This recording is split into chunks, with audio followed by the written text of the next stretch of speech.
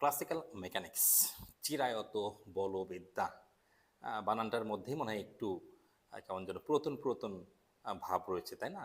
চিরায়ত, অনেকে চিরায়ত লেখে, বানানেই অনেক সময় সমস্যা থাকে। যাই হোক, অনার্স দ্বিতীয় বর্ষের গুরুত্বপূর্ণ একটি কোর্স ক্লাসিক্যাল মেকানিক্স বা চিরায়ত বলবিদ্যা, বাংলায় চিরায়ত না, চিরায়ত বলবিদ্যা। একটু কঠিন বলবিদ্যা বলা যেতে পারে, নিউটনিয়ান মেকানিক্স নয়। এখানকার বিষয়গুলো একটু অন্যরকম, কিন্তু সেটাই অন্যরকমকে যদি সিধা রকম করে পড়তে পারা যায় তাহলে না সেই মজাটা পাওয়া যায়। অনার্স দ্বিতীয় বর্ষে জাতীয় বিশ্ববিদ্যালয়ে যারা আছো তাদের হাতে কিন্তু খুব একটা সময় নেই। পেইড কোর্স চলমান আছে, কোর্স নিতে পারো, অনেকেই নিয়েছে, নেওয়ার উপরেই আছে। ডিটেল পড়তে গেলে আমার কোর্সের কোনো বিকল্প নেই। আজকে একটি প্রশ্নে আলোচনা করব। দৃঢ় বস্তুর গতিবিদ্যা চ্যাপ্টারটা অনেক লেন্দি, অনেকে শর্টে পড়ায়, কিন্তু আমি লেন্দি দেখি। প্রত্যেকটা প্রশ্নই ইম্পর্টেন্ট। এর মধ্যে একটি গুরুত্বপূর্ণ বিষয় হচ্ছে, অনেকে এটা বাদ দিয়ে যায়।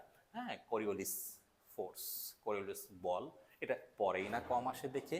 তার পরবর্তীতে এখান থেকে একটা স্মরণের প্রশ্ন প্রতিপাদন আসে, ছোট প্রশ্ন, খুব বড় নয়, কিন্তু বোঝার অনেক কিছু আছে। খুবই সিম্পল, খুবই সিম্পল, কিন্তু এই বিষয়গুলোকে একটু সহজ করে পাঠ্যপুস্তকে উপস্থাপন করা থাকে না। তুমি নিজেও পড়লে বুঝতে পারবা, বা আমি অনেক সময় দেখি আর কি। প্রথমে আমাদেরকে জানতে হবে এইটা সম্বন্ধে, করিওলিস বল সম্বন্ধে। অনেকে বলে কোর্স নেওয়ার সময় যে স্যার কোর্স কি ডিটেল আছে, কোর্স কি ডিটেল আছে। আমি বলবো রে বাবা, ফ্রি ক্লাস তো আছে আমার ইউটিউবে, দেখো, আমি তাদেরকে শেয়ার দিই। ডিটেল না পড়িয়ে, কথা না বলে শুধুমাত্র প্রতিপাদন করে দিলে তো আসলে সেই বই পুস্তক বা গাইডের মতোই হয়ে গেল, তাই না? তো আমি যতটুকু মানে কি বলবো যে বুঝি এবং জানি, সেইটুকুর চাইতে বেশি বুঝিয়ে দেওয়ার চেষ্টা করি, এটুকু আমি বলতে পারি। নিয়ে দেখতে, ক্লাসগুলো দেখতে পারো বা কোর্স নিয়ে দেখতে পারো, সমস্যা নেই। তো অনেকেই ভর্তি হচ্ছে আর কি, হয়ে আছে আর কি, বা অনেকেই ভর্তি হচ্ছে। তো একটু দেখে এই প্রশ্নটা, ওকে, কি করিওলিস বলের প্রভাবে স্মরণের আরও একটা প্রশ্নটা আমি ফুল লিখিনি। মুক্ত হবে একটা বস্তু উপর থেকে পতনশীল, নিচের দিকে পড়ছে, সরি, তাহলে কি হতে পারে? একটা করিওলিস বল হতে পারে। তাহলে করিওলিস বলটা কি হবে? আমরা পৃথিবী উপরে আছি, ঘূর্ণায়মান আছে, পৃথিবী একটা ঘূর্ণায়মান অক্ষ। এই অক্ষের সাপেক্ষে যদি একটা সরলরৈখিক বস্তুর গতিপথ, যদি একটা বস্তু সরলরৈখিক হয়, একটা পৃথিবী এটা নিজ অক্ষের সাপেক্ষে ঘূর্ণায়মান আছে, ঠিক আছে, ঘুরছে। এখন এখানে দাঁড়িয়ে একটা বস্তুর গতিপথ, একটা বস্তু সোজা পথে চলতে থাকে, সেই সোজা পথের গতিপথ বা তার সরলরৈখিক গতিকে আমরা সোজা দেখতে পাবো না। তাহলে এই ঘূর্ণায়মান অক্ষের সাপেক্ষে এই সরলরৈখিক বস্তুর গতিপথটাও বক্রাকার মনে হবে বা কার্বাকৃতির মনে হতে পারে। এটা সাধারণ ব্যাখ্যা, সাধারণ সংজ্ঞা বলতেছি। হ্যাঁ, হতে পারে। এই ধরনের বলকে বলা হয় করিওলিস ফোর্স। এই বলটা বস্তুর গতিপথের সাথে লম্বভাবে কাজ করবে। অনেক কন্ডিশন আছে, এই কন্ডিশনগুলো বুঝলে পারে এই বলটা বোঝা যায়। তাই এই চ্যাপ্টারে, এই কোর্সের মধ্যে এই বলের আলোচনাটা আমি আগে করে নিয়েছি। হ্যাঁ, এরপর এই প্রশ্নগুলো আমি পড়াচ্ছি। তাহলে কি, এদিকে যদি বস্তুর গতিপথ, বস্তুর বেগ হয় ভি, তাহলে এই করিওলিস বলটা কোন দিকে কাজ করবে? লম্বভাবে কাজ করতে পারে। হ্যাঁ, লম্বভাবে কাজ করবে। বস্তুর গতিপথের সাথে করিওলিস ফোর্সটা কিভাবে কাজ করবে? লম্বভাবে। আরো বলি একটা উদাহরণ, বায়ু প্রবাহ। আমাদের ভূপৃষ্ঠের উপর দিয়ে বা বায়ুমণ্ডলে যে বায়ু প্রবাহটা হচ্ছে, সেটা কি সরলরেখা আকৃতির? না, সেটাও বক্রাকার আকৃতির। কি জন্য? পৃথিবীর ঘূর্ণনের জন্য উত্তর গোলার্ধ ডান দিকে এবং দক্ষিণ গোলার্ধ বাম দিকে বেঁকে যাচ্ছে। উত্তর গোলার্ধে বায়ু প্রবাহ ডান দিকে এবং দক্ষিণ গোলার্ধে বায়ু প্রবাহ ডান দিকে। একটা ডান দিককে, বাম দিককে বলা হয় হচ্ছে ঘড়ি কাঁটার দিকে, আর ডান দিক ঘড়ি কাঁটার বিপরীত দিকে। তার মানে এই যে বায়ুর যে প্রবাহ বা অয়ন বায়ু, প্রত্যয়ন বা বিভিন্ন কিছু আছে ভৌগোলিক তত্ত্ববিজ্ঞানে, সেখানে কিন্তু করিওলিস ফোর্সটা আছে। সাপোজ একটা রাইডারে তুমি উঠেছো, কি একটা রাইডারে উঠেছো, হ্যাঁ, রাইডারে উঠেছো, মানে একটা দোলনায় উঠেছো, এটা স্পিনিং করছে, তুমি আর তুমি বড় বন্ধু উঠেছো, ধরো নাগরদোলা, নাগরদোলায় উঠেছো। নিচের বেসমেন্টের নিচে একটা নাগরদোলা কি থাকে ওগুলোকে বলে, হ্যাঁ, ওগুলোকে বসার জায়গাটা বলো আর কি। তুমি এক জায়গায় বসেছো, তোমার বন্ধু ঠিক অপোজিটে অপর জায়গায় বসেছে। নাগরদোলার যে বসার জায়গাটা ঘুরতেছে, ওকে। তুমি এবং তোমার বন্ধু দুই অপোজিট দিকে বসেছো, বৃত্তাকার চিন্তা করো, নাগরদোলা এরকম করে ঘুরতেছে। তুমি এই সিটে বসেছো, তোমার বন্ধু এই সিটে বসেছে, ঠিক আছে, নাগরদোলা ঘুরছে। এখন তুমি এখান থেকে একটা বল ছুঁড়ে দিলে তার বন্ধুর কাছে। তোমার কাছে মনে হবে বলটি বেঁকে গিয়ে তোমার বন্ধুর কাছে চলে গেছে, কিন্তু বাইরে দাঁড়ায় আছে একটা ব্যক্তি, সে মনে করতেছে এই বলের গতির পথটা সোজা। সরল রেখা, সে কিন্তু দেখবে সোজা সরল রেখা, কিন্তু তুমি যে ঘুরতেছো তোমার সাপেক্ষে তুমি যে বন্ধুকে দিচ্ছ বলটা, সেটা কি হবে কার্ভ আকৃতি তোমার কাছে মনে হবে। কিন্তু অন্য বাইরের কাঠামোতে বা এই কাঠামোতে না, বাইরের কাঠামোতে যে দেখতেছে সেটা মনে হচ্ছে বলটা সোজা পথে একজনের কাছ থেকে আরেকজন চলে যাচ্ছে। এই যে মানে বেঁকে যাওয়ার টেন্ডেন্সি তুমি দেখতেছো, এটা কি বলা হয় হচ্ছে কি, এটা করেলিস বল। যাই হোক, এগুলোর আলোচনা না করি, সংজ্ঞা অনেক বলেছে, এখন একটু ছোট্ট এই প্রতিপাদনটাতে আসি। আর কোর্সে যারা ভর্তি হতে ইচ্ছুক তারা অবশ্যই তো হোয়াটসঅ্যাপে হ্যাঁ কিংবা পেজে ইনবক্স করবে আশা করব। একই সাথে ক্লাসটি কিন্তু ইউটিউব এবং ফেসবুকেও দেওয়া হয়। তো এটা কিছুই না, স্মরণ বলে মুক্তভাবে পড়ন্ত বস্তু স্মরণ, এটা এক্স, হ্যাঁ এক্স অক্ষ বরাবর। তাহলে আমি এটা ভূপৃষ্ঠ চিন্তা করছি, ভূপৃষ্ঠে এদিকে সরাসরি উপর দিকে জেট অক্ষ কল্পনা করতেছি, মুক্তভাবে পতনশীল বস্তু জেট অক্ষ বরাবর। হ্যাঁ আচ্ছা ঠিক আছে, তাহলে করলিয়াস বল কোন অক্ষ কারা কাজ করবে, এটাও বললাম এক্স অক্ষ বরাবর কাজ করতেছে। তাহলে এফ করলিয়াস বলের সূত্র আছে -2m omega cross V. Omega cross V, omega কি, হ্যাঁ ওমেগা কি, ওমেগা হচ্ছে পৃথিবীর কৌণিক বেগ, পৃথিবীর বা যে অক্ষটা যে ঘূর্ণনশীল সেটা কৌণিক বেগ, বস্তু তার ঘুরতেছে না, এটা হচ্ছে মুক্তভাবে পতনশীল বস্তুর উপর থেকে একটা বস্তু পতনশীল হচ্ছে, মুক্তভাবে পতনশীল বস্তুর, হ্যাঁ উপরের ভূপৃষ্ঠ অক্ষ বরাবর কোন অক্ষ বললাম, জেড অক্ষ বরাবর। আর তাহলে উপর থেকে যে বস্তু পড়তে থাকে তার সাথে লম্ব হবে কোন দিক হবে, এক্স, এই বরাবর, এটা এক্স অক্ষ বললাম, এই দিকে সরণ এক্স, হ্যাঁ এটা এফ, হ্যাঁ এটা এটা জেড বলতে পারি। ওকে ঠিক আছে, আচ্ছা যাই বলো না কেন, প্রতীক কোনো বিষয় না, বিষয়টা হচ্ছে বোঝার বিষয়। ওমেগা হচ্ছে পৃথিবীর কোন বেগ, আর ভিটা কি বস্তুর বেগ, বস্তুর বেগ। ওকে, তাহলে এফ মানে কি, এম এ -2m, তারপর কি ওমেগা ভি, তারপর কি লিখবো সাইন অফ থেটা, থেটা কি এখানে অক্ষাংশ, থেটা কি এখানে অক্ষাংশ। এখন কি, এখন কি এম এম কাটবো, কেটে দাও। এ মানে কি t square x d, t square -2 omega v sine of theta, এই তো থাকলো তাই না, এম এম কাটা গিয়ে যা থাকে আর কি আমাদের। ওকে, আর এর বদলে কি D square x D square, এটা তো সবাই জানোই, এটা নাম্বার দিয়ে রাখলাম 1 নং সমীকরণ।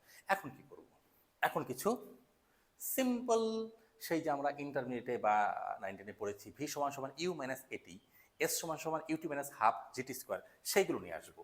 আমাদের এই ক্লাসিক্যাল মেকানিক্সটাই হচ্ছে আমার মনে হয় কি দুই মেকানিক্সের মধ্যে একটা, হ্যাঁ মানে কি বলবো আর কি সংযোগস্থল আর কি। ক্লাসিক্যাল মেকানিক্স নিউটন মেকানিক্স একই তো জিনিস, নিউটনই তো ক্লাসিক্যাল তাই না। তো কিন্তু নিউটনের মেকানিক্স কিন্তু বলা হচ্ছে না, ক্লাসিক্যাল মেকানিক্স বলা হচ্ছে। ওকে, তো এখন আমি একটু ব্যাকওয়ার্ডে যাই। হ্যাঁ, তবে ওই নিউটনের মেকানিক্সের যে আমরা সূত্রগুলো ইউজ করেছি এখানে ইউজ করা যায়, কিন্তু হয়তো প্রত্যেকগুলো একটু ভিন্ন, সেটা ইউজ করা হচ্ছে। যেমন ভি সমান সমান ইউ মাইনাস এটি আমরা লিখেছি না, তাহলে আমি স্থির অবস্থান থেকে যদি চিন্তা করি আদিবেগ শূন্য, তাহলে ভি সমান সমান মাইনাস এটি, এটি এটি মানে কি জিটি লেখা যাবে, হ্যাঁ জিটি লেখা যাবে তো, ভি মানে মাইনাস জিটি হয়ে গেল। তাহলে এই ভি এর মানটা এখানে বসিয়ে দেবো, আমি এত ফর্মুলাটি এখন করছি না কারণ এটি ফ্রি ক্লাস আমি দিচ্ছি। ওকে, কোর্সে কিন্তু আমি একদম সুন্দর করে লিখে স্লাইড স্লাইড করে দিয়ে পিডিএফ করে দিয়ে দিই। এরপরে আমার কি বাকি থাকবে, হ্যাঁ টি, এই টিটা বাকি থাকবে আমাদের, কি টিটা নিয়ে আসতে হবে কোথা থেকে, আমরা জানি s equal to u t minus half g t square, মনে আছে এটা।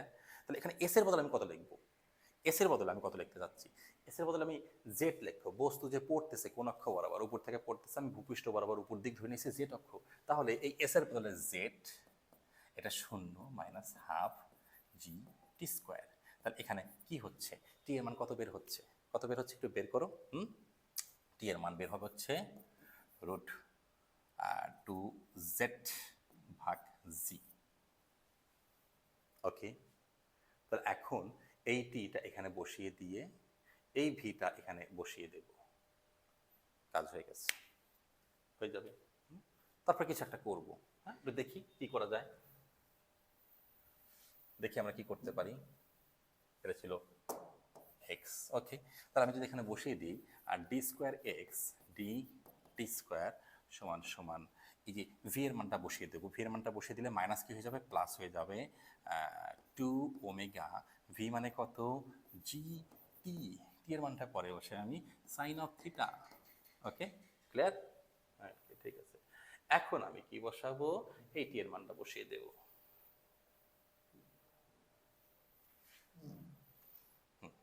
টি এর মানটা বসিয়ে দিতে চাচ্ছি আমি। ওকে, পরে বসাই, কি করি, পরে বসাই, একটু একটু পরে বসাই।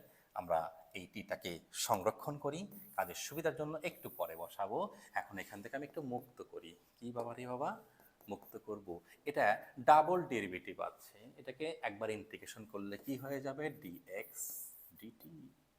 আর এইটাকে যদি ইন্টিগ্রেশন করি তাহলে কি হয়ে যাবে, হ্যাঁ, যদি ইন্টিগ্রেশন করি কার উপর ইন্টিগ্রেশন হবে, টি এর উপর ইন্টিগ্রেশন হবে। তো টি এর উপর ইন্টিগ্রেশন হলে কি হবে, 2 omega g sine of theta same থাকবে, টি স্কোয়ার ভাগ 2 হবে। এখানে ধ্রুবক ধ্রুবক ধরার কোনো দরকার পড়ছে না, হয়ে গেল। এখন যদি এটা হয়ে থাকে তাহলে বাকি আমি কি করতে পারি, আবার একটু কাজ করতে পারি, আমার এক্স বের করতে হবে। কি বের করতে হবে, এক্স বের করতে হবে। আর এখানে দেখো কিউব আছে, থাকুক, টু টু কেটে গেল, যাক। আবার আমি, হ্যাঁ, ওই যে এখানে অনেকে বুঝতে পারেন স্যার এখান থেকে ইন্টিগ্রেশন কেমন হলো, ঠিক আছে, ইন্টিগ্রেশন যদি করতে হয় এখানে যদি একটা ইন্টিগ্রেশন লোগো নিতে হয়, এখানে একটা সাথে ডিটি নিতে হবে, এখানে একটা ইন্টিগ্রেশন লোগো দিয়ে সাথে একটা কি নিতে হবে, ডিটি নিতে হবে। তো তাহলে ডিটির সাপেক্ষে ডিটি কিন্তু থাকবে, টি এর উপর কাজ করে টি স্কোয়ার ভাগ 2 হয়, ঠিক আছে। তাহলে এখন আবার আসলো d x d t g omega g sine of theta t square. এখন যদি আমি বলি একটু করে দেখাই, এটা টি স্কোয়ার ডি টি। এখন এখন মনে হয় বুঝতেছো, দেখো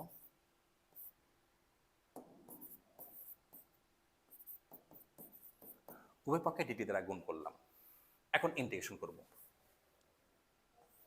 করে ফেলো, তারপর টি এর মান আমরা বসাবো। ওকে, টি এর মান আগে বসা দিলে পরে জটিলতা আসতো। ঠিক আছে, চলছে কিন্তু আমাদের। ওকে, সহজ পথে আমরা যাচ্ছি। তাহলে কি আসতেছে, ইন্টিগ্রেশন অফ ডিএক্স হচ্ছে এক্স, এক্স আবার স্মরণ, এক্স হয়ে গেল omega g sine of theta, এটাকে করলে কি হবে, টি এর উপরে 1 + 1 2 + 1 হয়ে গেল, এটাই তো। X equal to omega by 3, line আসতেছে আপনারা দেখো, এই যে নিচে 3 আছে, ওমেগা নিচে 3 নিয়ে আসলাম, হ্যাঁ, জি অফ সাইন থিটা, হ্যাঁ, আর এখানে কি থাকতেছে, টি কিউব, টি কিউব। এখন টি কিউবের মান বসিয়ে দাও, টি এর মান বসিয়ে দাও, প্রমাণের কাছাকাছি চলে আসতেছে। তাহলে টি কিউবের মান, টি এর মান বসিয়ে পাই g of sine theta to z g cube. একটু ঘষা মাজা করতে হবে। এই জি এর পাওয়ার কত, 1। এই জি এর পাওয়ার কত জানো না, দেখাচ্ছি।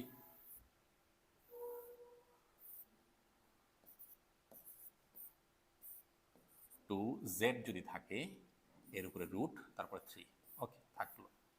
আর নিচে জি এর উপরে রুট আছে, তার পাওয়ার, এটা এগুলো অনেকে বোঝে না, 3। তার মানে জি এর উপরে পাওয়ার কত, রুট মানে হাফ, তার মানে জি এর উপরে আছে হচ্ছে 3/2, জি 3/2 এটা, আর এই পাওয়ার 1। তাহলে ভাগ আছে এভাবে, তাহলে জি 1 - 3/2, তার মানে হবে কত, হবে কত এ বাবা, জি এর উপরে -হাফ, -হাফ মানে হচ্ছে 1/√g। তার মানে এই জি ক্যান্সেল হয়ে কি থাকতেছে, থিটা রুট, সরি